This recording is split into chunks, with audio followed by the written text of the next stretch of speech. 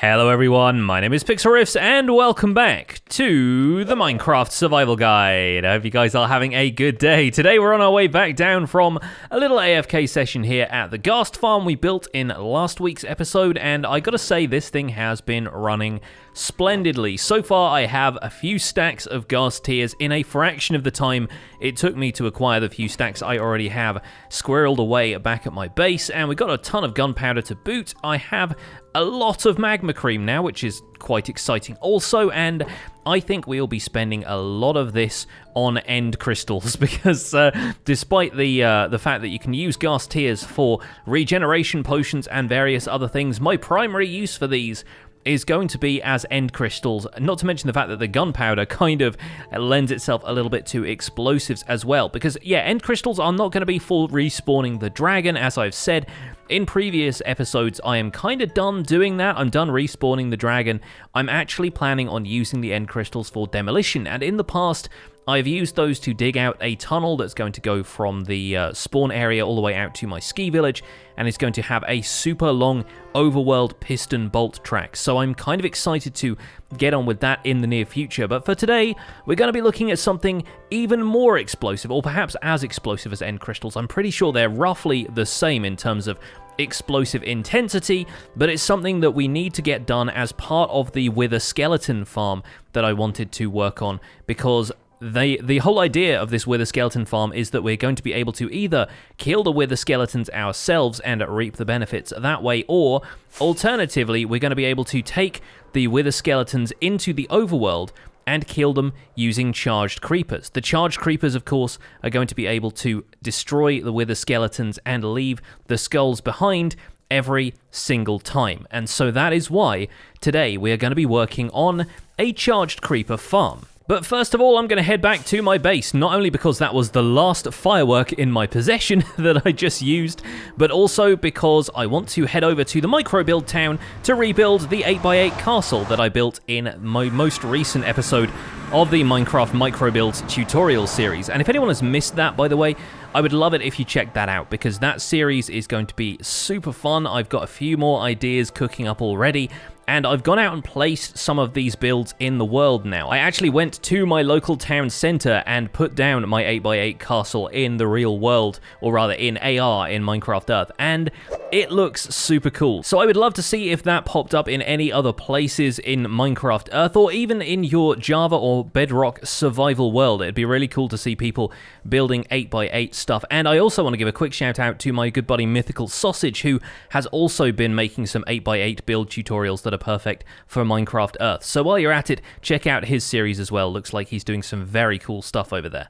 So after a quick restock and a bunch of firework crafting, here I am back once again in Micro Build Town, or well, Micro Build House so far, but we are going to have ourselves a decent sized town over here by the time we're done. I think we're going to build the castle somewhere over here, and once again I imagine I'll get roasted in the comments for people telling me that I should be building a castle somewhere high up, somewhere fortified, but the whole idea here is to have a kind of showcase area for these micro builds rather than have them built in any kind of like coherent idea of what a town should be. And with a clear inventory and a shulker box full of stuff, I think it's time to get to work. I have of course time-lapsed this in the tutorial video, so I'm not going to go through a whole time-lapse process here, but instead we can talk about some fun stuff like the fact that fairly soon we should be seeing another update to Minecraft. That's right, we have an official release date for Minecraft 1.15, or the Buzzy Bees update. That should be coming at some point in the next couple of weeks. In fact, it is currently slated for release on December 10th, so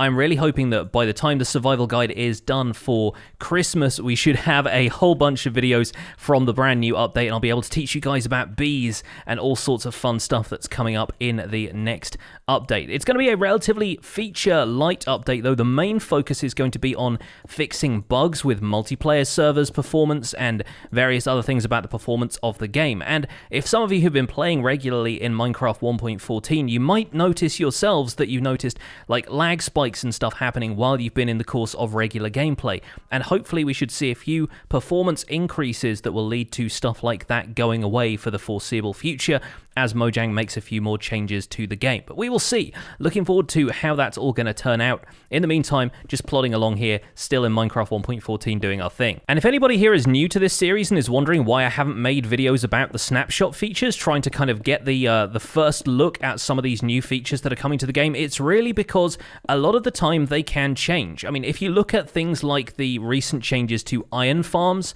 that kind of invalidated all of the videos I'd made about iron farms up until that point. And so I really don't like videos in this series becoming redundant and having basically like information that doesn't apply to the current version of Minecraft anymore. So really when Minecraft snapshots come out, I don't tend to look at them right away, or if I do, I'm looking at them just thinking, okay, those are going to be the features that I'll be playing with when the full release comes out, but they might change in the meantime. And so making tutorials about that stuff doesn't really make a whole lot of sense to me, because by the time it's actually fully released, it could change completely. The mechanics could be different, the crafting recipes could be different, the features of snapshots could really change at any time, and so that's why I sort of hedge my bets when it comes to the snapshot stuff, and I really don't touch it until a full release has come out and the features are sort of complete. Even having said that, there is still a chance for some of the features to change after a full release, like what happened with Iron Farms. So it really is kind of important to me to make sure that the information in this series can stay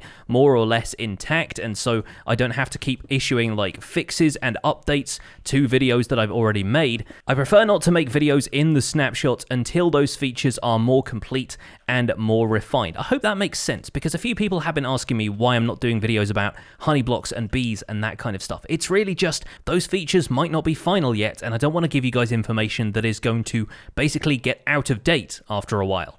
In the meantime, of course, I will try to signpost those moments where I know we're working with mechanics that will end up changing in the next update, but thankfully, not all that much stuff is going to change. We know of a few things like villagers are going to be going back to only trading stuff twice a day instead of restocking constantly, but aside from that, there are some really promising new features coming up, and when 1.15 drops and we get honey blocks and we get bees, oh, we're going to have some stuff to talk about. I think some of these villagers may now be trying to pathfind to my bed while I'm over here trying to get some sleep in the middle of this build, but so far it's coming together pretty well. We've got the walls up. I needed to grab a little bit more natural stone from one of the nearby caves, but I've dug up a little bit more of that. That should be enough to work on the gatehouse here, and I think I'm going to get the rest done off camera and come back to you guys when it's done.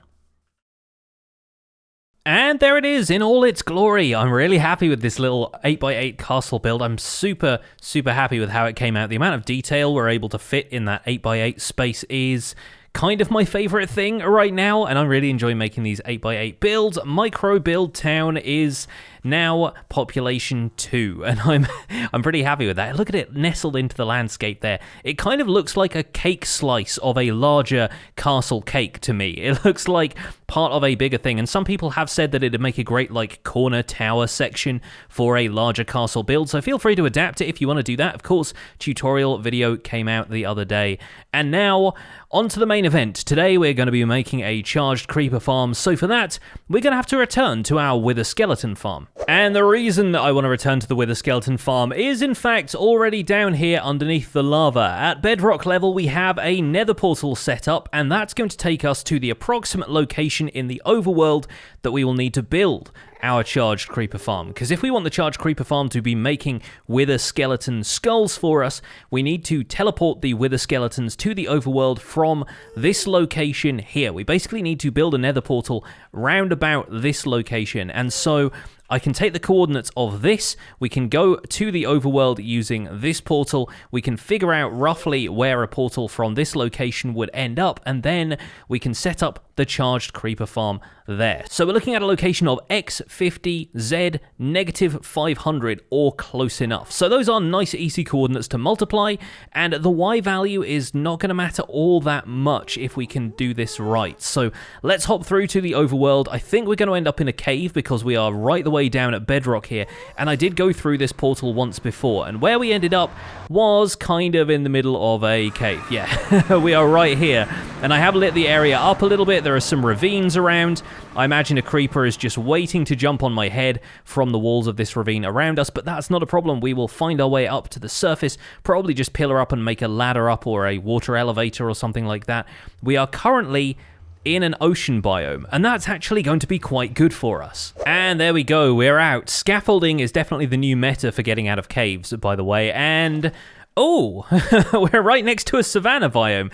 Interesting times. Well, with any luck, I have a feeling that our charged creeper farm can actually be made out here in the ocean, because of course X50 and Z500, or negative 500 in this case, really just leads us to X400, Z negative 4000. That's actually far enough away from land that we can probably eliminate most land-based creeper spawns, which means we just have a bunch of creepers spawning below us underground. And it should be nice and easy to AFK up high in the sky and eliminate any creepers spawning in caves below this area, meaning we should get a pretty efficient spawn rate of creepers if we build a farm out here. Now, despite how intense it sounds, a charged creeper farm is actually not going to be all that difficult. The most difficult part really is is that an ocean monument? Oh, it is. Okay, interesting.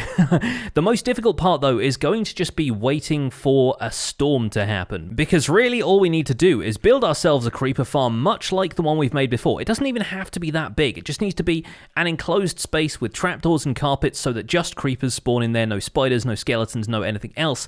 And at that point, we just bring them out one by one in minecarts, name tag them so they don't despawn, and then wait for a storm to happen so we can shock them all with lightning and charge them. And the rest sort of takes care of itself. So here's the plan. What we have here is an 8x6 box, actually a 9x6 box with one gap at the end here, which leads into a water stream 2 blocks down so that the creepers can't just jump out of that onto the platform again. And the idea is we're going to have a row of dispensers here that are going to release water streams on a timer, probably an etho hopper clock, just a basic kind of redstone timer. Whenever anything spawns in here, and it's just going to be creepers thanks to having trapdoors on the ceiling up here and probably some walls or glass panes or something in the floor to make sure that spiders cannot spawn but the water can still flow over the top of them. They're going to end up in this water stream here, which will take them through to this block here, and we're going to rig it up kind of like we rigged up the skeleton spawner ages and ages ago to send them into a soul sand water stream that's going to take it up to the AFK spot where the player is standing, and the player is going to have a stack of name tags all named something that we're going to be able to name tag these creepers,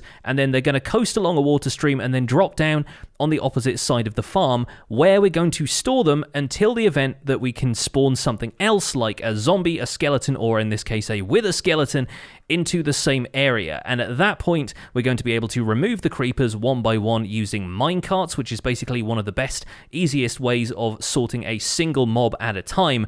And we're going to be able to introduce the two of them together, light the creeper with a flint and steel, charge creeper explosion occurs, hopefully some water sources in there so that no damage occurs to the surrounding environment, but the wither skeleton or whatever mob we choose to put in there with it is destroyed and drops a skull. That's the plan, folks.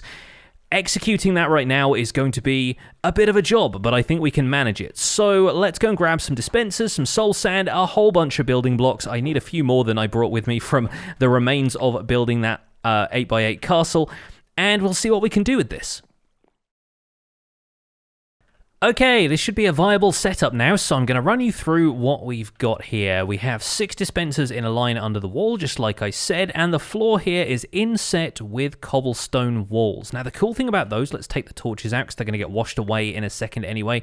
The cool thing about cobblestone walls is they will not actually break the flow of water over the top of them, but since they have that extra half step up when you walk over them like this, when they're embedded in the floor, that should technically prevent spiders from spawning, because I believe spiders need a 3x3 space of solid blocks in order for them to spawn. I might have to rearrange this a little bit if that turns out to not quite be the case here, but I think that configuration of walls should be enough. And now if I put a bucket of water in the dispenser here, what we've got over this side is a simple etho hopper clock, which we've used in the series before and which is triggering a line of redstone here to pulse once thanks to this observer, which ticks every time the redstone block here moves in front of it and that piston moves along, and that's going to activate and deactivate these dispensers with a single pulse, meaning they either output water or they retract the water again, which should be enough time for the creepers to wash down into this system here, and it should leave enough time for them to spawn again once the water goes away. In that time, those creepers have entered this little section here where a water stream should take them along to this section over here. They should come down half a step here because there's a slab there, but that should still wash them on top of this cobblestone wall, and that is going to allow them to wash further along into this section here. I might have to do something about the water source that's currently inhabiting this space. So let me just put a plank there and remove it. There we go. That should be flowing water over the top of the cobblestone wall, so they get dragged over here, and eventually they go up at the end onto this block of soul sand. We're going to have a water column here and let it run one block into the back here. I think I need to put a sign there. That's the other thing I need to figure out. But once we have the water column set up here, then they should just be able to shoot straight up the water column. They're going to be dragged slightly inward by the fact that there is a flowing water source behind here, but that should propel them all the way up into the sky, where we're going to be standing on an AFK platform, maybe about 120 or so blocks up.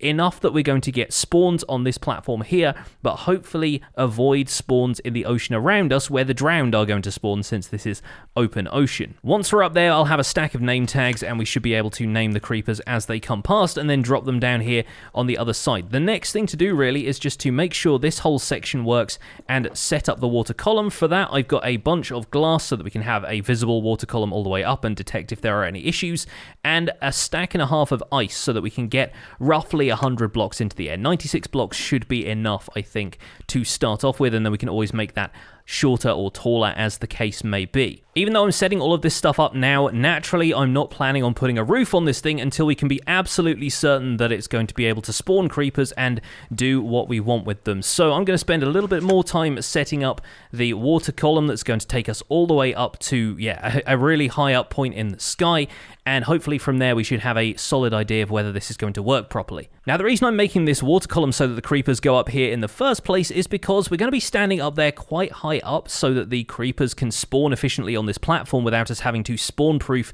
the surrounding ocean. But what that's going to do, of course, is mean that we're going to be outside of the 32 block radius at which creepers will start to randomly despawn because they're too far away from the player. So bringing them up high into close proximity with the player is really going to be our highest priority, because that's what's going to ensure that they do not despawn and we can name tag them. Once they're name tagged, of course, they won't despawn at all, even when they become charged creepers, which is going to happen by us striking them with a channeling trident during a thunderstorm, which is going to be another difficulty in and of itself. But in the meantime, we're going to make sure that we at least have a good stockpile of non-despawning creepers in the system. And if I break this ice all the way down to the bottom now, hopefully we should see the soul sand effect kick in, and whoosh, yes, there we go. We are up to the top of the column. Now let's head back down here very quickly. Whoa, there we go. And into this system here. What happens here is this should drag them along. It's running a little slowly right now because players move a little bit more slowly in that last section of the water column, but that should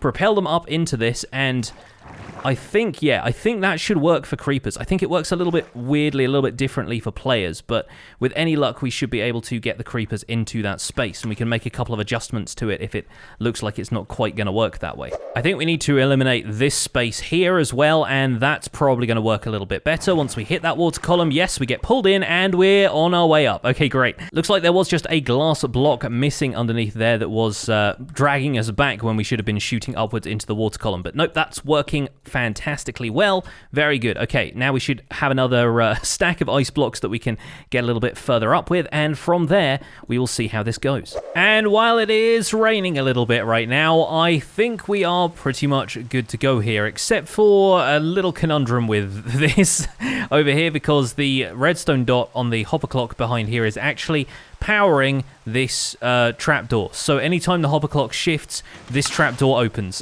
But it's now exposing the workings underneath here, which is a little space for creepers to spawn. I've spaced out the walls a little bit more. I've added more walls in rather than spacing them out so much. I've got that in because I did notice a couple of spiders spawning down here before, but they should all drop out. The creepers should all drop out into this water stream. That's going to carry them all the way up to the AFK platform over here, and you got a glimpse of where they're eventually going to end up. But the platform the player is going to be standing on is up here, super high in the sky, so hopefully the only things that should spawn should be in that little box down there. And then this little half slab size window is the thing that we're going to be name tagging them through. I'm just going to be standing up here on this glass platform, completely spawn proof. Nothing should be able to get me up here except for phantoms, and we'll build a slab roof above me.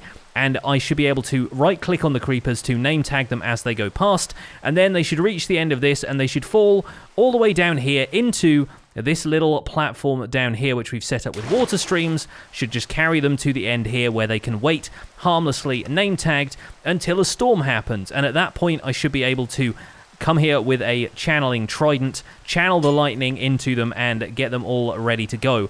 From which point we can take a minecart output from one of the corners here, grab a single charge creeper at a time, and funnel it down into a system where it's going to be able to explode any other mobs that come through. The one thing that remains to do is put a solid roof on this thing and to fix this issue here in the wall, which I'm going to do simply by putting a spruce stair there, which should still block the light, but will not conduct redstone power from that dot. So hopefully we shouldn't see any more trouble out of that. And now I'm just going to simply slab off the rest of this roof, which should hopefully, lighting glitches notwithstanding, allow this entire room underneath here to be completely darkened, and that should allow creepers to spawn once we are a significant distance away from the farm. The one problem now is that I won't be able to check what's happening in the farm from my vantage point up there because this is not at all transparent, so I'm going to bring my camera account in just to check that this farm is working as I was hoping it would, but hopefully we'll be able to tell by standing up here and seeing the occasional creeper coming past our field of view.